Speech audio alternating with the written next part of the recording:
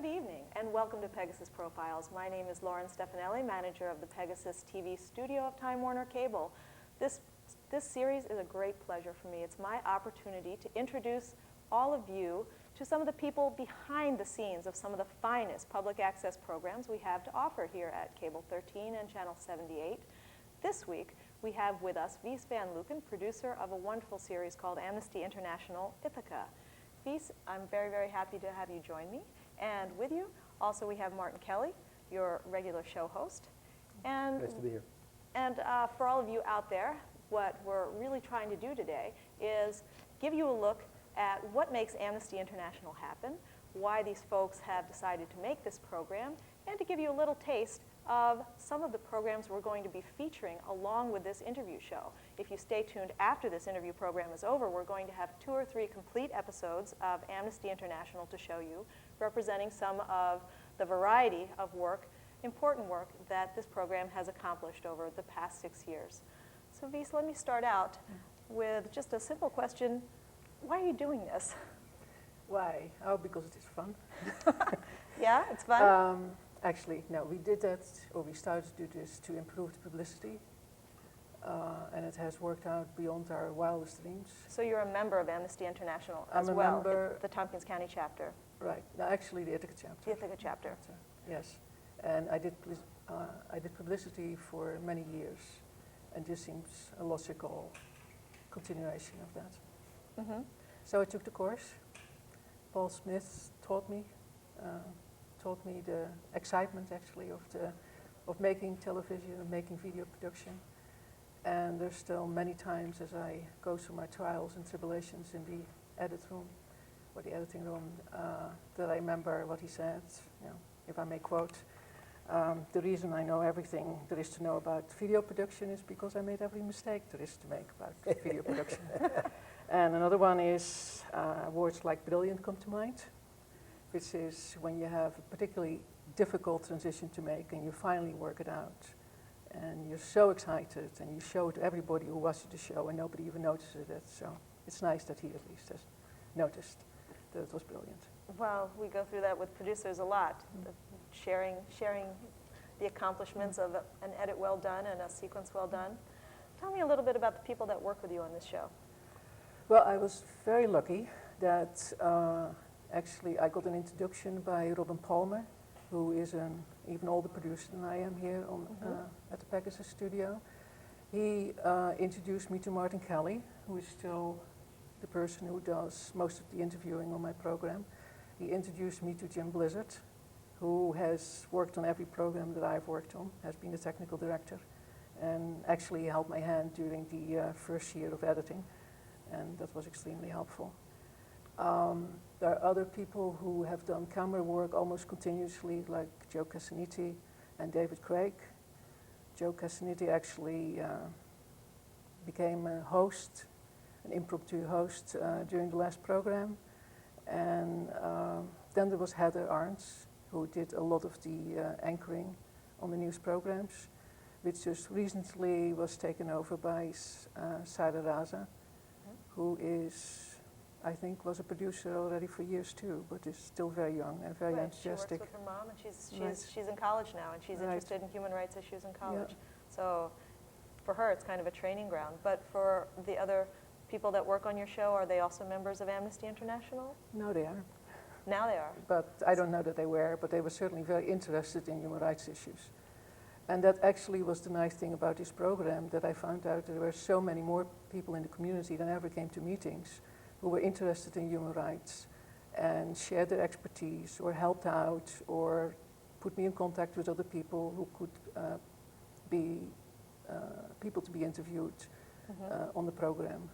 Talent, I was going to say. But, so yeah, there is a great community out there that I can tap into now that I would have never known about without, if I hadn't been a producer. This year was a sort of a banner year for Amnesty in terms of our annual PEGASYS Awards, because you picked up 3 of them. One for arts event, one for the best talk show, and one for one of the 3 best PEG Access programs. Tell me a little bit about those 2 shows that that you entered this year that you thought were some of your best work in 1998? Well, actually, one of the two wasn't a pure amnesty show. It was a series of poems by a poet, Tim Congdon, who allowed me to use many of them in my human rights program, but not all of them were suitable for that. But actually it was filmed by Jim Blizzard, and he did a wonderful job, a very interesting job of filming this poetry reading. The other one was a program on Rwanda. Walter Dorn, who has done a lot of research in the role of the UN during and after and before the Rwandan genocide, was interviewed by Martin Kelly, and perhaps this is time for Martin to explain a little bit more about that program. Walter's a Canadian who was at Cornell for a while. He's probably just leaving now on a temporary kind of assignment, and has had a lot of experience with human rights issues and has been studying the UN and knows an awful lot about it. And so he knew everything about the Rwandan situation and what the UN had and hadn't done to prevent the genocide. And we ran actually two programs out of that, one of them creating more basic information than the other one. The second one talked a little bit more theoretically about what the UN could and couldn't do in general. And that I thought worked very well, because Walter knew his stuff very well and was very at ease with it. This is the part of this program that I find the most fascinating, because usually with a national organization, international organization like Amnesty International, what we'd expect to see here in Tompkins County are syndicated programs, something that's sent to us from a national office somewhere, and that may seem very important or heartbreaking or whatever, but what you do that's special is you make programs that give a local angle on all of this, local experts, local people that have experience, and that sort of leads us into the first couple of clips that we're going to play, which are on a Holocaust theme, and both of them are programs that involve individuals that live in Tompkins County. So why don't you tell us a little bit about the first one we're going to see? Okay, the first one is a presentation. Actually, I should give you background. The Tompkins County Museum hosted the exhibit, The Anne Frank Story. And the people who organized the presentation, total blank. The people who organized the exhibit invited a lot of local, and unfortunately there were many, a lot of local Holocaust survivors who made presentation. They were all very, very haunting for their own reasons. I chose two. One is by Roald Hoffmann, who is not only a brilliant scientist in chemistry, but is also a poet and has a wonderful way with words. He wrote lots of poetry, finally, at this period in his life, about the Holocaust. And he will introduce a poem himself, actually. Okay, it's better to leave it to him. So let's take a look at the first clip on the Holocaust featuring Roald Hoffmann. That attic, I learned how to read. My mother taught me how to read. And there were a few books around, whereas Anne Frank knew how to read already then. And one of the things that I read with her one of the few books was an atlas. I'm very fond of geography to this day. And one of the games, it's a miracle that she kept me quiet in this setting, because sometimes in the same house there were German soldiers at one point, not only school children. The first floor was a school, and the second the family lived, and we were hidden in a false attic, all in the only brick building in that house, in that village of Unyov. One of the games that we played, she would ask me, how do you get from here to there? And I would have to name all the methods of transportation and all the seas and trains that you'd have to take and things like that. So another game we'd play is wet or dry. She'd name a latitude and longitude. I learned that at age 6. And I would have to guess whether it was wet or dry. Games in the Attic, 1943. To get from Unyov to San Francisco, this is what you do, Mommy. First you walk out the road that ends near the church. You wait for a while for a peasant to give you a ride for a few kopecks to the main road, the one where you said Father built the bridges. There you wait for the bus. In Zlotchov you catch a train. Maybe we could visit Grandma Sabina when the Nazis go. To Lemberg. Wait a few hours, on to Warszawa, still by train to Gdansk. Then you get on a boat, go out into the Bay of Danzig, the Baltic, through Öresund, Kattegat, and I forgot the third one, around Denmark, but maybe you can cut across by the Kiel Canal, out to the North Sea, the English Channel, out to the Atlantic. Then, because we have time, like here in the attic, we can sail the longer way. Do you want me to tell you all the names of the islands we pass, Mommy? Around South America, through the Straits of Magellan, near Tierra del Fuego, up the long coast of Chile, and this island of Robinson Crusoe. Please, I want you to read that story again. Up further past Panama, where there's a canal that could have saved us time, up this long chicken leg that sticks out of Mexico to California. Here's a bay, here's San Francisco. How did I do, Mommy? Did I get it right, Mommy? This was a really moving clip. And Wies, if you just want to say, you were telling me while we were watching it, one or two things about it before you lead into the next one. Well, Rolf Hoffman will give you the sad and full of sorrow story of the Holocaust.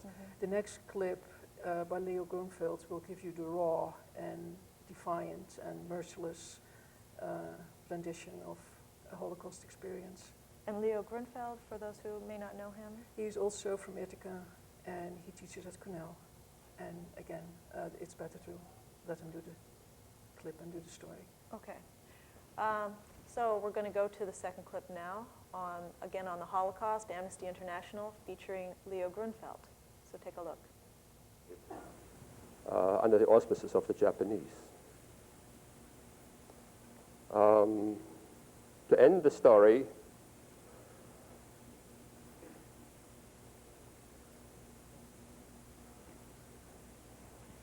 I like to end it on a kind of a philosophical note.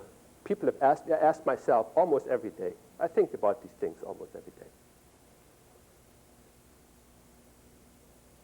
I lost my father and my mother, who survived with me and my brother. Both of my grandparents were shot by the Nazis. All my uncles and aunts were killed. I'm a survivor of one of 39 children in the class of the Theodor Herzl Schule in Berlin. And so I live with a lot of guilt. Why did they go, and why am I alive? Why am I here? Is there something? This is why I can't refuse to come to talk to you, because it's not all that easy to talk and to entertain people with these gory stories. But somehow I feel the guilt makes me talk about it, that I somehow owe it to them, because for me, there's really nothing in it except the nightmares that I have. So philosophically, what does one get out of this? And the first answer is nothing. That these events were so overwhelming, that they raise such fundamental questions about human dignity, about what it means to be human, about what it means to be religious, about what it means to be a Jew, about the relationship of Jews to Christians, which is sort of the essence of much of Western history. You can't really study Western history, although I think we teach it at Cornell in a way where we teach Western history, but the relationship of the Christian church to the Jewish community, that somehow is in some appendix. My students don't know anything about this, and I'm not a historian, so I don't teach this to them. So the first answer is nothing. That's life. That's the way it is. These people are dead. I'm not authorized to forgive anybody. I'm here, I'm alive, I'm well. They have to, the people who were killed and who were tortured, have to speak for themselves about what they want to do with what they went through. So there's some little bit that is left for me. And that is my concern with denial.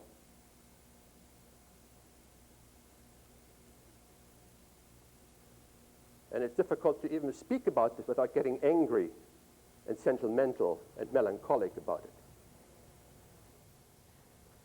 Well, a program like that is pretty hard to watch. but very moving at the same time. I'd like to move on a little bit to the next clip, which involves many members of the Ithaca community. Right. And tell us a little bit about that. Well, it was organized by Cleve Thomas, who is a local activist and who has appeared on my program several times. He is an activist on AIDS at the moment, but he has also experienced the discrimination on the basis of his race, on the basis of his sexual affiliation. And so he has sort of wisened up through bitter experience as to what it means to have human rights violated. He is also a playwright and has a wonderful Langston Hughes way of his words, bringing it down to some very simple, for everybody easily to understand meaning. Yeah, it's good at that. Okay. Anyway, Cleve only requires a 1-minute clip to tell it all, so here he is. All right, so let's take a look.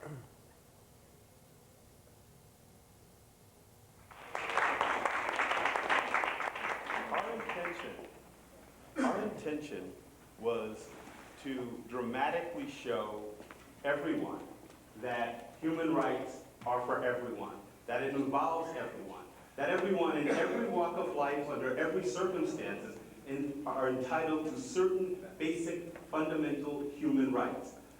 And so we pulled together 30 people, very different in their education, and in their work, in their age, in their health status, in their interests, and they're all brought together in one family of 30 people, the family of man, the family of humanity.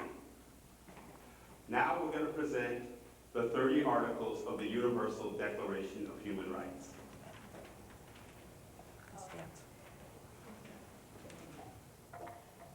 And this program presents a reading of the Universal Declaration of Human Rights by 30 Ithacans, is that right? 30 Ithacans, yes. So it's really something that through this reading is sort of made a part of us, or Yes. becomes a part of our community. It's wonderful symbolism.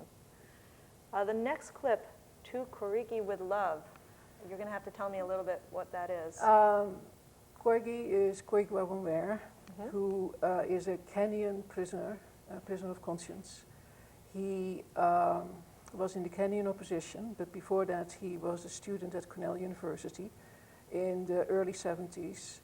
While here, he did... So again, there's a local connection. There's a very He's a local Cornell connection, yes. He was very influenced while he was here through the civil rights movement, and that changed his life. He was at a hotel school. He was going to be a manager of one of the hotels in Kenya that were going to be nationalized. This was shortly after independence. And instead, he became an activist for human rights in Kenya, which caused him to be in prison more often than not. The government haunted him, tortured him, imprisoned him, exiled him, kidnapped him back into the country.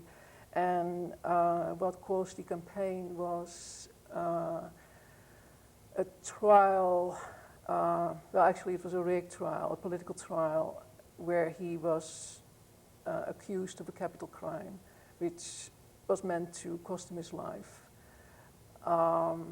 It was a campaign of many years where a friend of his that he met at Cornell was very instrumental in, plus a local person who took on the Ithaca part of the campaign, Michael Kaplan-Kalir. And Right. this is just basically a rundown of the whole campaign from beginning till the time that he was freed. And this is the last little announcement. Okay, so let's take a look at this clip. Allowed to see her son. Koigi Wawunwer is free on bail. The well-known human rights activist was released on December 13th on a personal bond. His release enables him to get medical treatment in Britain pending his appeal. The former Cornell graduate will be allowed to stay free during his appeal. Koigi's release was ordered by Kenya's Chief Justice, who returned his passport so he could travel to the London Bridge Hospital for cardiac treatment. After his January 10th medical visit in Great Britain, Koigi continued on to Norway to be reunited with his wife and children. Koigi was freed on December 13th and his 2 co-defendants were released on January 14th.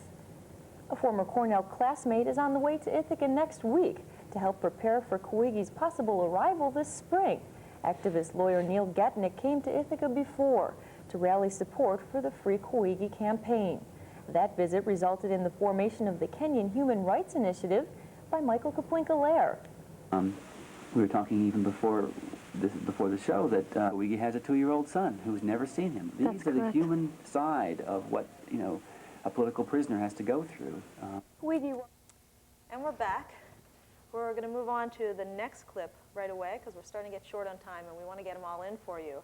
And this is an interview that Martin Kelly's done called Focus on the Ogoni from Nigeria. Yeah, this was about 2 months after Ken Saro-Wiwa had been executed in Nigeria. And he was leading a long battle for the Ogoni against the government and, as it turned out, against Shell Oil or Shell Oil's interest.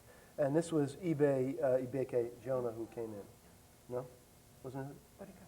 Oh, Barika, that's, I'm sorry, yeah, right. Barika, Barika came in, and he was a distant relative of Saro-Wiwa, and he just got off the plane, in fact, a couple of hours before that, and we interviewed him, still in the aftermath of this death, which had been in recent time. And it was, in fact, one of the most difficult interviews we had done because of the emotionality of it. Well, let's take a look.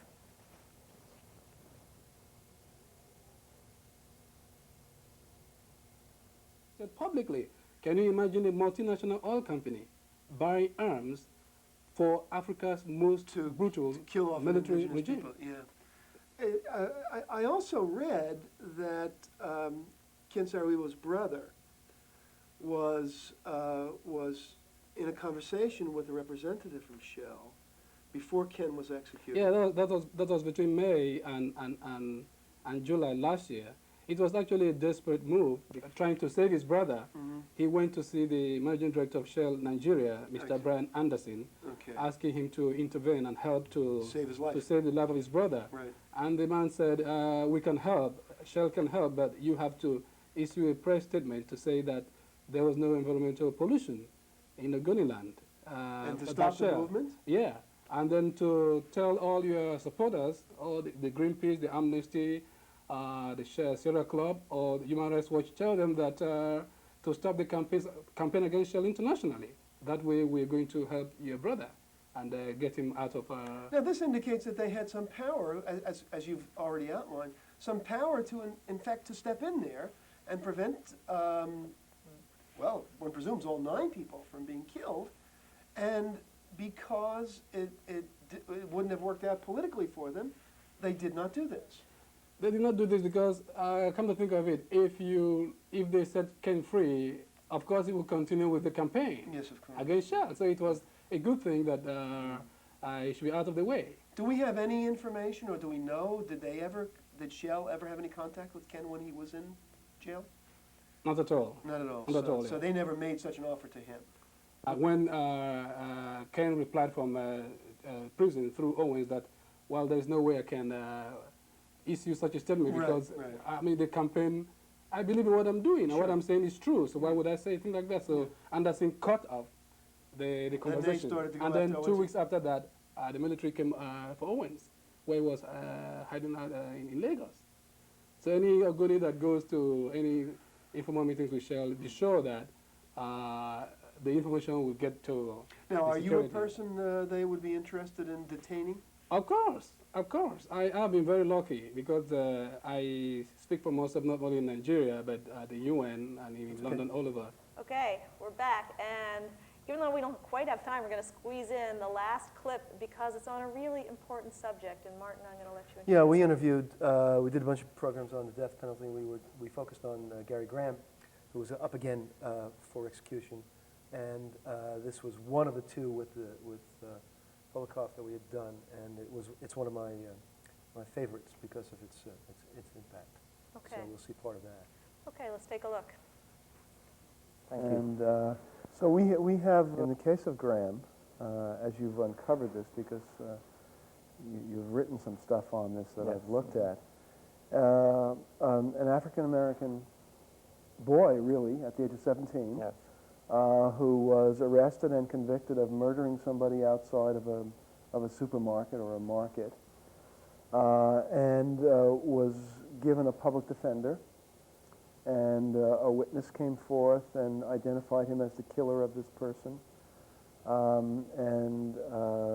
As this case went on and people got involved in it, then the information that turns up about it turns out to be much more complicated and much more exculpatory than the original case. Give us a little background on it. Graham was accused of murdering a white man. Yeah. Important detail, since the race of the victim turns out to be one of the most important factors in whether someone is in fact given the death penalty or not. Accused of killing a middle-aged white man, Bobby Lambert, in the parking lot of a Safeway in Houston in 1981. From the first, the evidence against Graham on this capital murder was very weak. There's no physical evidence linking him to the crime. As you intimated, the sole solid evidence is the eyewitness testimony of a single individual on the scene, Bernadette Skillern, who claimed to see the scuffle outside the Safeway from about 40 feet away, and identified Graham from a police lineup. But one interesting and crucial fact here is that the police lineup itself was highly suggestive.